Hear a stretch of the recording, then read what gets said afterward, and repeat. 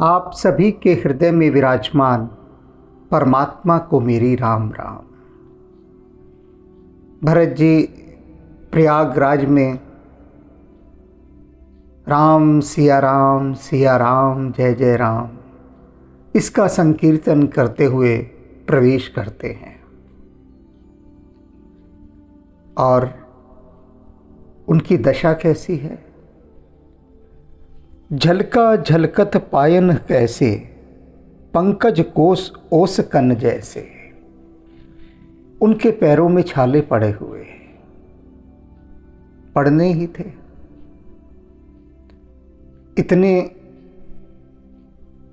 लंबे सफर पर वे पैदल आए, लंबी यात्रा की है और पैदल की है। और भरत जी तो बहुत ही सुकोमल रूप से रहे हैं। अधिकांश समय उनका ननिहाल में बीतता था और ननिहाल में तो भरत जी का इतना लाड लड़ाया जाता था कि जिसका कोई हिसाब नहीं है। बहुत प्रिय थे वे ननिहाल में, और नाना नानी और इत्यादि सब लोग तो कितनी देखभाल करते हैं, सेवा करते हैं। भरत जी बहुत ही कोमलता के साथ पले। इतनी लंबी यात्रा की, छाले पड़ना स्वाभाविक था। आपके और हमारे पैरों में शायद ही कभी छाले पड़े हों, शायद ही। मेरे तो पड़े हैं, क्योंकि यात्राएं रही हिमालय की। कई बार बहुत लंबा पैदल चलना पड़ता था और चप्पल इत्यादि भी टूट जाती थी। तो छाले पड़ने का जो कष्ट होता है वह वही जानता है जिसे पढ़ते हैं। एक कहावत है, जाके पाँव ना फटी बिबाई, सो क्या जाने पीर पर आई। कि जिसके पैरों में स्वयं बिबाइयाँ ना पड़ी हों। बिबाइयाँ कहते हैं एड़ियों में क्रैक्स पड़ जाते हैं बड़े बड़े, और जब वो ज़्यादा बड़े हो जाते हैं तो उनमें बहुत तकलीफ होती है। आप पैर नहीं रख सकते ज़मीन पर। तो दूसरे के कष्ट को हम तभी जान सकते हैं जब हम स्वयं उस कष्ट से गुजरे हों। अब भरत जी के पैरों में जो छाले पड़े हैं, कैसे कोई जान सकता है। हाँ, ऐसा अनुभव कर सकते हैं, कभी कभार आपका हाथ जला हो, हाथ में छाले पड़े हों, तो शायद आप उसके साथ तादाद में स्थापित कर सकें। और कैसे लग रहे हैं वे छाले? पंकज कोस ओस कन जैसे कमल के ऊपर ओस की बूंदें गिरी हुई हों, ऐसे दिख रहे हैं, ऐसे ही दिखते हैं। भरत पयाद ही आए आजू, भय हो दुखित सुन सकल समाजो। सारा समाज उस समय यह सुन सुनकर बहुत दुखी है कि भरत जी आज पैदल आए। बहुत दुखी है, दुख से भरा हुआ है जितने भी लोग वहां थे, क्योंकि भरत जी के पैरों में छाले पड़े हुए हैं। कम से कम इन सब कष्टों के बाद तो उनको रथ पर या घोड़े पर आना चाहिए, किंतु नहीं, वे फिर भी पैदल चलकर आए हैं। तो उन्हें कितना कष्ट हो रहा होगा, यह सोच सोच कर सारा समाज दुखी है। खबर लीन सब लोग नहाए, कीन प्रणाम त्रिबेन ही आए। भरत जी को एक खबर मिल गई थी कि सभी लोगों ने स्नान कर लिया है और सब स्नान करने के बाद त्रिवेणी के घाट पर बैठे हैं। तो भरत जी वहाँ उन सब लोगों से मिलने आए और उसके बाद स्वयं भी स्नान किया और कीन प्रणाम त्रिबेन ही आए। आकर उन्होंने उन सभी लोगों को प्रणाम किया। सविद सितासित नीर नहाए, और फिर विधि पूर्वक भरत जी भी स्वयं गंगा यमुना के उस श्वेत श्यामल नीर में नहाए, स्नान किया, दिए दान महिषुर सन्माने, ब्राह्मणों को दान देकर उनका सम्मान किया। देखत श्यामल धवल हिलोरे, पुलक शरीर भरत कर जोरे।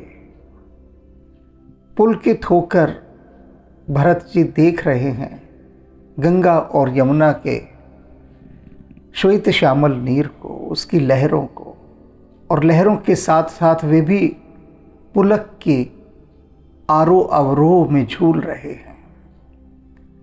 और फिर हाथ जोड़ते हैं और हाथ जोड़कर तीर्थराज प्रयागराज से विनती करते हैं। क्या विनती करते हैं? यह विनती सुनने वाली है। सकल कामप्रद तीर्थ राव, कहते हैं तीर्थराज, आप सभी कामनाओं को पूर्ण करने वाले हैं, सफल काम करने वाले हैं।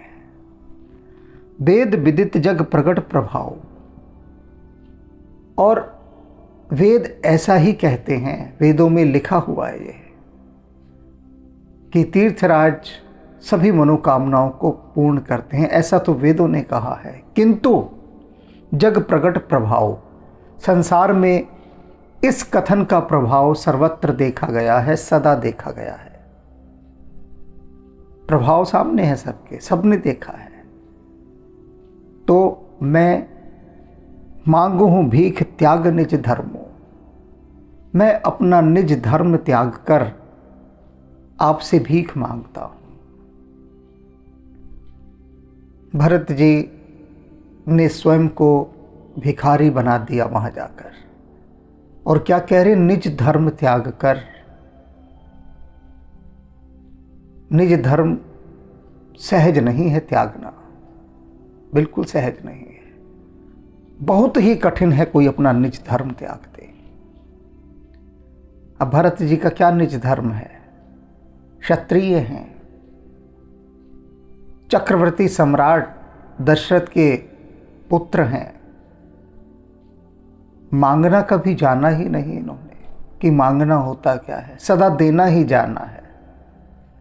तो इनका जो स्वभाव है, इनका स्वभाव सदा दाता का रहा है, याचक का नहीं।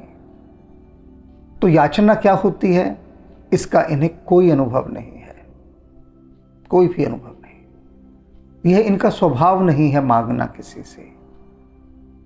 किंतु तीर्थराज से ये कह रहे हैं कि मैं अपना स्वभाव छोड़कर, स्वभाव त्याग कर आपके सामने भीख मांगता हूँ। भिक्षुक की तरह, भिखारी की तरह, याचक की तरह मैं आपके सामने खड़ा हूँ। और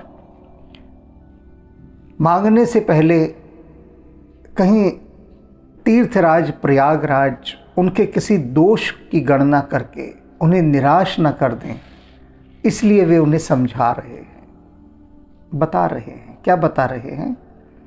आरत कहा न कर ही कुकर्मो, कि जो दुखी आदमी होता है कैसे कैसे पाप नहीं करता है,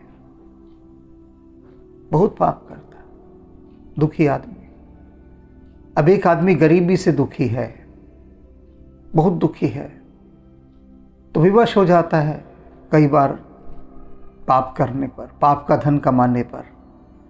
तो भरत जी कह रहे हैं कि हे तीर्थराज, एक बात जान लीजिए कि दुखी व्यक्ति से बहुत सारी भूलें हो जाती हैं, पाप हो जाते हैं, बुरे कर्म हो जाते हैं। और मैं भी इन दिनों दुख से ही गुजर रहा हूं। हो सकता है मुझसे भी कुछ अपराध बन गया हो, दोष हो गया हो, तो उसकी आप गणना मत कीजिएगा, यह जानकर कि यह तो दुखी था, तो दुख में हो जाता है ऐसा, तो निराश मत लौटाइएगा। और क्यों नहीं लौटाइएगा? अस जिय जान सुजान सुदानी, सकल करी हैं जग जाचक बानी। कि जो उदार हृदय वाले सुदानी लोग होते हैं ना, दान करने वाले, वे अस जिए जान, इस बात को हृदय में अच्छी तरह से जानते हैं। उनके पास यदि कोई पापी व्यक्ति भी मांगने चला जाता है तो वे जानते हैं हृदय में कि ये दुख से गुजर रहा था, इसके कारण इससे बुरे काम हो गए, पाप काम हो गए, अब ये मेरे पास कुछ मांगने आया है, ऐसा वो हृदय से जानते हैं। तो उसके उस दोष पर, अपराध पर, पाप पर ध्यान नहीं देते और सफल कर ही जग जाचक पानी, और उस याचक की वाणी को, अर्थात उस मांगने वाले ने जो मांगा है उसे सफल करते हैं, उसे दे देते हैं जो वह मांगता है। उदार हृदय दानी ऐसे हुआ करते हैं। दोषों को, भूलों को नज़रअंदाज कर देते हैं और फिर उसने जो मांगा उसे वह देकर उसे सफल काम करते हैं। तो हे तीर्थराज, आप भी उन्हीं उदार दानियों में से हैं। आप मेरे दोषों पर बिल्कुल भी अपना ध्यान मत दीजिएगा। अर्थ धर्म न काम रुच, गति न चैहु निर्वाण। अब मांगना क्या है? तीर्थराज तो जानते हैं, उनके पास जो भी कोई आता है वह कहता है निर्धनता दूर कर दो, प्रसिद्धि दे दो, मुक्ति दे दो, या इससे मेरा विवाह करा दो। यही सब मांग होती है, यही सब याचनाएं। तीर्थों में जाकर यही याचनाएं की जाती हैं कि जो नहीं मिल रहा सांसारिक लाभ वह मिल जाए। भरत जी अपनी बात स्पष्ट कर रहे हैं कि मुझे धन नहीं चाहिए। अक्सर लोग यही कहते हैं कि हे तीर्थराज, हमारी निर्धनता दूर करो। कहते मुझे धन नहीं चाहिए, धर्म भी नहीं चाहिए। बहुत सारे लोग आकर मांगते हैं कि हम धर्म के पथ पर चलें, हमें ऐसी शक्ति दीजिए। कहते ना, मुझे धर्म भी नहीं चाहिए, न काम, और ना ही मुझे अन्य किसी वासना की इच्छा है काम की।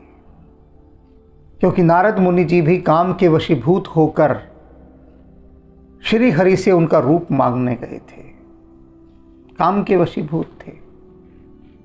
तो भरत जी कह रहे हैं कि काम के वशीभूत होकर भी मैं आपसे कुछ याचना करने नहीं आया हूं।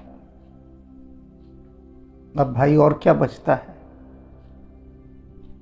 पैसा नहीं चाहिए भरत जी को, धर्म नहीं चाहिए, काम नहीं चाहिए, तो और क्या बचा? धर्म, अर्थ, काम, मोक्ष होता है। तो बस चौथा स्टेप तो यही है, चौथा चरण मोक्ष। तो क्या कहते हैं? गति न चैहु निर्वाण, और मुझे निर्वाण भी नहीं चाहिए, मोक्ष भी नहीं चाहिए। हे तीर्थराज, प्रयागराज, धर्म, अर्थ, काम, मोक्ष, इन चारों में से कुछ भी नहीं चाहिए। अब तीर्थराज भी सुनकर चकरा गए होंगे। वहां के सभी देवी देवता तीर्थराज में जो वास करते हैं, क्योंकि जीवन में तो उन्होंने कभी ऐसा अवसर पाया ही नहीं होगा कि कोई उनके पास मांगने आए और कहे कि धर्म, अर्थ, काम, मोक्ष, ये जो चारों पदार्थ माने गए हैं, ये चारों तत्व, ये चारों ही नहीं चाहिए। तो फिर उसके पार क्या चाहिए? उसके पार तो कोई समझ काम ही नहीं करती, कुछ है ही नहीं इसके पार, कुछ भी नहीं है। जैसे समाधि की अवस्था के लिए कहा जाता है कि ना वहां सुख है ना दुख है, न प्रकाश है ना अंधकार है। तो अब सोचिए, भेजा चकराएगा नहीं चकराएगा कि ना प्रकाश है ना अंधकार है, तो फिर है क्या? क्योंकि हमने तो सिर्फ दो ही चीज जानी है ना, या प्रकाश या अंधकार, या सुख या दुख। अब जो समाधि से लौट कर आए, उन्होंने कहा वहां पर ना सुख है ना दुख है, ना अंधकार है ना प्रकाश है। अब अंधकार और प्रकाश जब नहीं होता तब क्या होता है, उसका अनुभव किसी को है ही नहीं, ना पता, ना विज्ञान में कहीं बताया गया। न कोई कंप्यूटर बता सकता है कि जब न प्रकाश होता है न अंधकार होता है तो तब क्या होता है। जब न सुख होता है न दुख होता है तो तब क्या होता है। तो अब प्रयागराज चिंतित हो गए हैं बहुत अधिक कि भरत भाई ने तो मांग लिया कुछ ऐसा जिसकी खबर मुझे भी नहीं है, क्योंकि मैं भी यही जानता हूं धर्म अर्थ काम मोक्ष सभी यही मांगने आते हैं। जो बहुत उच्च कोटि का होगा वो कहेगा मुझे मोक्ष दे दीजिए, मुझे मोक्ष चाहिए। और भरत जी तो इन चारों को ही नहीं मांग रहे, फिर क्या मांग रहे हैं। उनकी वह मांग अपूर्व है। मांगते हैं जन्म जन्म रति राम पद यह वरदान न आन, कि मुझे आप यही वरदान दीजिए, मुझे और कोई वरदान नहीं चाहिए, कि जन्मों जन्मों तक मेरा प्रेम प्रभु श्री राम के चरणों में बना रहे। बस नहीं चाहिए धर्म अर्थ काम मोक्ष, कुछ नहीं चाहिए, बस मुझे प्रीति चाहिए राम के चरणों में, इसके अतिरिक्त कुछ नहीं चाहिए। और किन किन परिस्थितियों में मेरी प्रीति कम ना हो वे बता रहे हैं।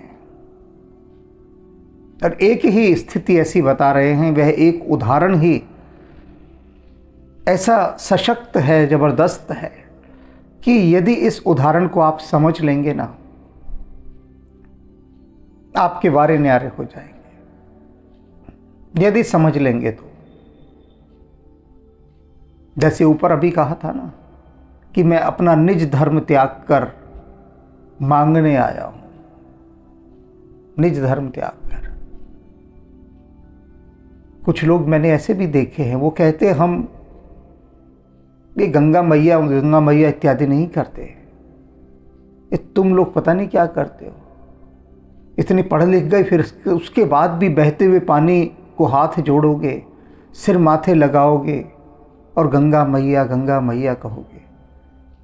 मतलब पढ़ा लिखा सब खो दिया तुम लोगों ने, ऐसे कहते हैं। वे कहते हैं हम तो नहीं झुकते गंगा के आगे, हम नहीं नमस्कार करते, हम झुकते ही नहीं हैं, हमने झुकना ही नहीं सीखा।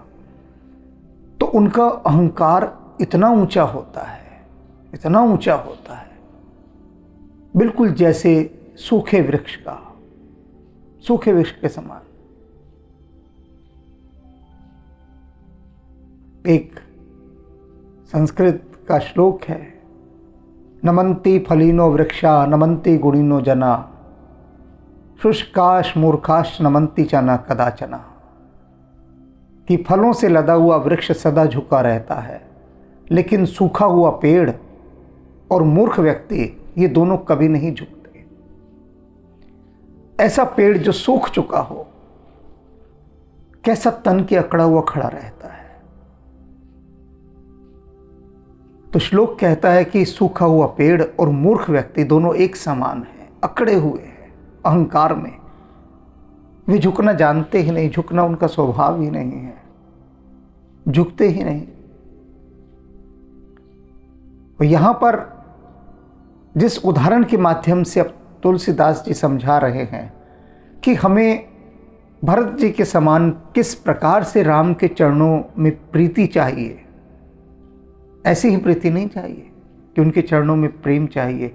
वो प्रेम तो कभी घट भी सकता है, तो कब ना घटे वो प्रेम, कैसे ना घटे, उसके साथ वे एक उदाहरण भी रख रहे हैं कि प्रयागराज तीर्थराज, इस उदाहरण को भी ध्यान रखिए, इस उदाहरण को ध्यान में रखते हुए मुझे ऐसे प्रेम का वरदान दीजिए। अब यह उदाहरण जान लीजिए। यदि इस उदाहरण को जान लिया तो फिर जिससे आप प्रेम करते हैं, जिसका सम्मान करते हैं, आदर करते हैं, श्रद्धा करते हैं, वहां श्रद्धा कम ना होगी। उदाहरण देखिए, जलद जन्म भर सुरत बिसराहु जातक जल पबि पाहन डारो। चातक पक्षी प्रतीक्षा करता है कि मेघों से वर्षा होगी तो उस वर्षा के जल को वह पिएगा। तो चातक पुकारता रहता है, पुकारता रहता है, पुकारता रहता है। बादलों से उसका प्रेम कम नहीं होता, पुकार कम नहीं होती, चाहे बादल उसकी पुकार सुने या ना सुने। और बादल आ जाएं, मेघ जल ना बरसाएं, ओले बरसा दें, तो ओले बरसाने से तो चातक मर ही जाएगा जब ओले गिरेंगे। लेकिन फिर भी चातक पुकारता रहता है। फिर भी चातक रटन घटे घट जाई, बड़े प्रेम सब भांति भलाए। मेघों को जल बरसाना था, उन्होंने ओले बरसा दिए।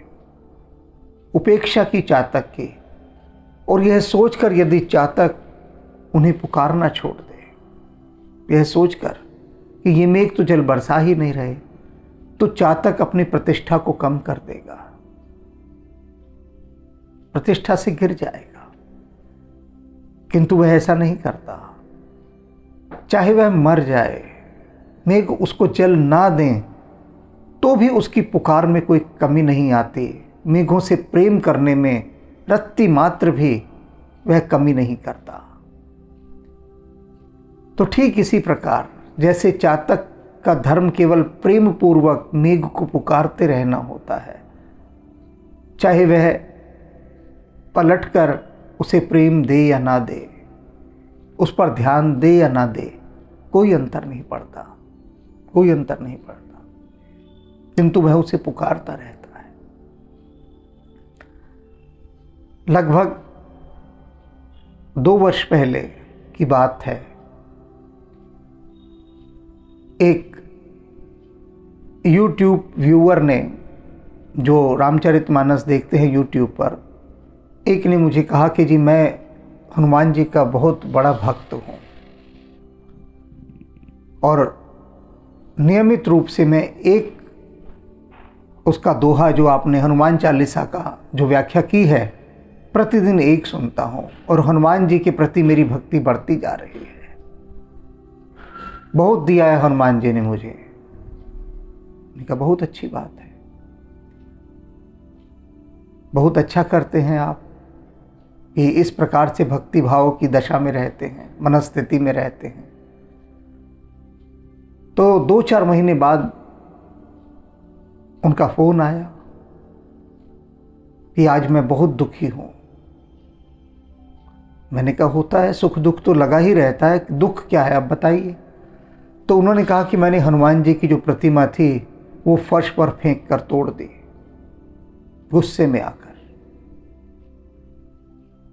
मैंने कहा ऐसा क्या हनुमान जी ने आपका बिगाड़ दिया, मुझे भी तो पता लगे कि इतना क्रोध आपको आया कि आपने हनुमान जी की प्रतिमा फेंक कर फर्श पर तोड़ डाली। उन्होंने कहा कि हनुमान जी ने मेरा इतना बड़ा घाटा करा दिया व्यापार में, इतना बड़ा घाटा कि उसको देखकर लगता है कि हनुमान जी हैं ही नहीं और मेरे तरफ ध्यान ही नहीं दे रहे, अगर हैं भी तो ऐसे हनुमान जी का क्या करना। मैंने तोड़ दी प्रतिमा जो रखी थी, बहुत सुंदर बड़ी सी मिट्टी की प्रतिमा थी और तोड़ दी मैंने उसे। तो मैंने कहा फिर अब क्या चिंता का कारण है, तोड़ दी तो तोड़ दी, अब दुखी क्यों हो रहे हैं। कहते हुए तो मैंने गुस्से में काम किया था, अब मुझे पछतावा हो रहा है कि मैंने गलत कर दिया, तो मैं इसका प्रायश्चित कैसे करूं। मैंने कहा इसमें प्रायश्चित तो बहुत सीधा सीधा सा प्रायश्चित है, बिल्कुल सीधा प्रायश्चित। वे प्रसन्न हो गए, बोले बताइए हाँ आप क्या प्रायश्चित है, मैं करूँगा। मुझे बड़ी आशा जग रही है, आप कह रहे हैं कि बड़ा सरल प्रायश्चित है। मैंने कहा हाँ, आप हनुमान जी से कहिए कि मैंने आपको फर्श पर पटक कर तोड़ डाला, अब आपकी बारी है, अब आप मुझे पटक कर फर्श पर तोड़ डालिए, हिसाब किताब बराबर। वो तो एकदम डर गए, बोले आप ऐसा मत बोलिए, कहीं आपकी बात हनुमान जी ने सुन ली तो मुझे तोड़ ही डालेंगे। तो मैंने कहा बावले डरता क्यों है, अगर हनुमान जी तुझे तोड़ेंगे वो पढ़ाने की बजरंग बाण में कि लंकनी को लात मारी उन्होंने और लंकनी को परम पद प्राप्त हो गया। अगर हनुमान जी तुझे तोड़ेंगे तो तुझे परम पद प्राप्त होगा, तो चिंता मत कर। हनुमान जी से कहे प्रार्थना कि हनुमान जी हिसाब किताब बराबर कर लीजिए, अब आपकी टर्न है। तो खैर वह डर गया, और इतना डर गया कि उस दिन के बाद उसने मुझसे संपर्क नहीं किया। कहने का अभिप्राय क्या कि जैसे यहां चातक का उदाहरण दिया कि चातक पर यदि ओले भी बरसा दे मेघ तो भी चातक का प्रेम कम नहीं होता मेघ से, फिर भी वह प्रेम करता है। फिर भी ऐसे भरत जी राम के चरणों में प्रीति मांग रहे हैं कि राम उसकी ओर देखे तक ना, तो भी उसका प्रेम बढ़ता रहे, कम ना हो चातक के समान। अनेक उदाहरण होते हैं हमारे जीवन में, मैंने देखे हैं अनेक लोग, वो कहते हैं कि भगवान को तो मैंने छोड़ दिया है, त्याग दिया है, किसी काम का नहीं है, सदा बुरा किया है भगवान ने मेरा, तो अब मेरा विश्वास नहीं रहा भगवान पर। अनेक इस तरह के डायलॉग्स आपने भी सुने होंगे। आगे अपनी बात को बढ़ाते हुए भरत जी कह रहे हैं, कनक ही बान चढ़ई जिम्मेदार कि सोने को जब आग में तपाते हैं तो उसमें और चमक आ जाती है। आग में तपने से सोने की चमक कम नहीं होती, और बढ़ती है। और इसी प्रकार से तिमि प्रियतम पद नेम निभाए, अपने प्रियतम के चरणों में नियम पूर्वक प्रेम निभाने से सेवक का गौरव ही बढ़ता है। इसलिए हे प्रयागराज, आप मुझे ऐसा वरदान दीजिए कि मैं प्रभु राम के श्री चरणों में अपना ये प्रेम निभाता रहूं, कम ना हो, निभता रहे मेरा प्रेम। भरत वचन सुन माज त्रिवेणी, भरत जी के वचनों को सुनकर त्रिवेणी के मध्य से, प्रयागराज तीर्थराज के मध्य से, भय मृदु बानी सुमंगल देने, मंगल को प्रदान करने वाली एक मधुर वाणी प्रकट हुई। तीर्थराज के धाराओं के मध्य से, त्रिवेणी के मध्य से उनकी बात सुनी गई भरत जी की, और उत्तर भी आया। अब अनेक बुद्धिजीवी ये लोग कहते हैं कि ऐसी कोई आवाज़ कभी आ ही नहीं सकती नदी की जलधारा के भीतर से, कोई आवाज़ नहीं आ सकती।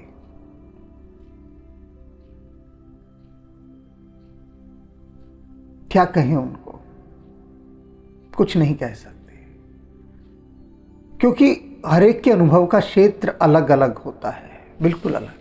अभी मैंने एक बात समझाई थी ना कि जहां ना अंधकार है ना प्रकाश है, तो फिर क्या है, इसे कोई नहीं समझ सकता सांसारिक, लेकिन जो समाधि में रहता है वह अनुभव करता है क्या है वहां क्या है। तो जो इतने उच्च तल पर जी रहा है उसको देवता उत्तर देते हैं और उसे सुनाई भी देते हैं, बिल्कुल सुनाई देते हैं, क्योंकि वह उस फ्रिक्वेंसी पर, उस वेवलेंथ पर आ जाता है जहां पर वे ध्वनियां सुनाई देने लगती हैं जो इन कानों से नहीं सुनाई दे सकती। अब हमारे वायुमंडल में इतनी तरंगे हैं, इतनी ध्वनियां हैं, कोई सुनाई दे रही हैं हमें, लेकिन रेडियो पर सब सुनाई दे जाता है। आपने स्टेशन बदला रेडियो का, और रेडियो उन सब आवाज़ों को पकड़कर आपको सुना देता है। सोचिए आपके कान क्यों नहीं सुना पा रहे उनको। ये सारे गीत, सारी बातें सब वायु मार्ग से तरंगों में इस वायुमंडल में विद्यमान है। सभी कुछ जहां पर इस समय आप बैठे हैं उस कक्ष में न जाने न जाने न जाने कितनी प्रकार की तरंगे हैं, कितने प्रकार की, अनगिनत प्रकार की। पहले बचपन में हम जब रेडियो चलाते थे तो फिर उसमें एक बैंड होता था ऐसा, स्टेशन जब बदलते थे कि विदेशी स्टेशन पकड़ेगा वो, तो विदेश के स्टेशन पकड़ लेता था। अब हम यहाँ भारत में बैठे हैं और रूसी गाना सुन रहे हैं, रूस का जो स्टेशन है उसे भारत ने यहाँ पकड़ लिया है उस समय। तो अब कोई पूछे कि कैसे पकड़ लिया भाई तूने, ये गाना तो रूस में बज रहा है, रूस में ही वे तरंगे हैं, यहां तो नहीं है। लेकिन यहां भी उन तरंगों को इसने पकड़ लिया। कैसे पकड़ लिया? क्योंकि उसके पास पकड़ने की वह क्षमता है, हमारे पास नहीं है। तरंगे जब छोड़ी जाती हैं तो पूरे ब्रह्मांड में फैल जाती हैं। अब निर्भर करता है कि किसके पास कितना सशक्त यंत्र है कि जो उसे पकड़ सकता है। रेडियो, टेलीविजन, ये सब क्या है? चित्र भी यहां पर तैर रहे हैं सारे। लेकिन टेलीविजन के पास वो सारा संयोजन है, व्यवस्था है कि वह चित्रों को प्रकट कर देता है, प्रकट कर सकता है। तो टेलीविजन में वो चित्र प्रकट हो जाते हैं सामने, संयोजन हो गया, रेडियो का संयोजन हो गया। तो ऐसे ही हमारे भीतर जब चक्रों की शक्ति सक्रिय हो उठती है तो वो ऐसे संयोजन पैदा कर देती है कि जिसके कारण हम देववाणी भी सुन पाते हैं। तब अब सोचिए ना एक क्षण के लिए कि भरत जी की शुद्धता, पवित्रता, निर्दोषता, और प्रभु राम के भाई हैं वे, हम कहाँ हैं उनके पासंग? कहीं भी नहीं ठहरते हो, कहीं भी नहीं।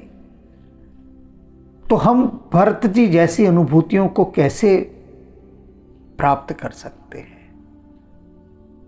भरत जी यदि वृक्ष से भी बात करेंगे तो वृक्ष भी उत्तर देगा, पत्थर भी उत्तर देगा और वे सुन सकेंगे, सुन रहे हैं। जड़ चेतन प्रत्येक पदार्थ जिससे भी वे कुछ पूछेंगे प्रत्येक उत्तर देगा, क्योंकि वह उनकी बात सुन भी सकता है, अपनी बात कह भी सकता है और इसे ये सुन भी सकते हैं। तो इतना जान लीजिए कि इस जगत में सब कुछ संभव है, बस कमी है तो हमारे में ही, हम अपना उतना विकास नहीं कर पाते हैं, इसीलिए हम जान नहीं पाते। स्वामी विवेकानंद अक्सर कहते थे कि जब मेरे गुरु रामकृष्ण परमहंस मुझे कुछ दिव्य जगत की बातें बताते थे तो मैं ये मानता था कि इनकी कल्पना है, यह भ्रम है, ये इनको ऐसा कुछ नहीं होता। और ये अपनी उसी भ्रम में, उसी कल्पना में यह सब कहते रहते हैं, वहम है इनको। स्वामी विवेकानंद कहते हैं कुछ समय बाद जो बातें रामकृष्ण परमहंस ने मुझे बताई थी मैं उनको देखने लगा, उनका अनुभव करने लगा, वो मुझे दिखाई देने लगी। तो तब मुझे लगा कि अभी भी वे बहुत सारी बातें बची हैं शेष, जिन पे मैं भरोसा नहीं करता, जिनको मैं मानता हूं कि ये झूठ हैं, ये कल्पना है उनके दिमाग की, वहम है उनका, लेकिन अब नहीं। फिर उन्होंने अपनी टिप्पणी बदल दी, अपना वक्तव्य बदल दिया, अपनी स्टेटमेंट बदल दी। उसके बाद स्वामी विवेकानंद ने जो स्टेटमेंट देनी शुरू की, उन्होंने कहा कि मेरे गुरुदेव भगवान रामकृष्ण परमहंस ने जो जो बातें मुझे बताई उनमें से जितना मेरा विकास होता गया उतनी बातें मैं जानता गया, और अभी उनके द्वारा कही गई अनेक बातें ऐसी हैं जो मेरा विकास न होने के कारण मेरी समझ से बाहर हैं। इसे कहते हैं सच्ची टिप्पणी, सच्चा वक्तव्य, इसे कहते हैं। तो भरत जी को अब त्रिवेणी की मझधार से वो मंगलमय सुमधुर वाणी उत्तर दे रही है। क्या उत्तर आता है भरत जी के लिए? जिज्ञासा सबकी बढ़ गई होगी, स्वाभाविक है बढ़नी, कि देववाणी का उत्तर आ रहा है और उस उत्तर को आप भी सुन लेंगे तब तो निहाल हो ही जाएंगे। तो उत्तर इसका कल दिया जाएगा। तब तक तीर्थराज प्रयागराज को और भरत जी को हमारा शत शत नमन, शत शत नमन।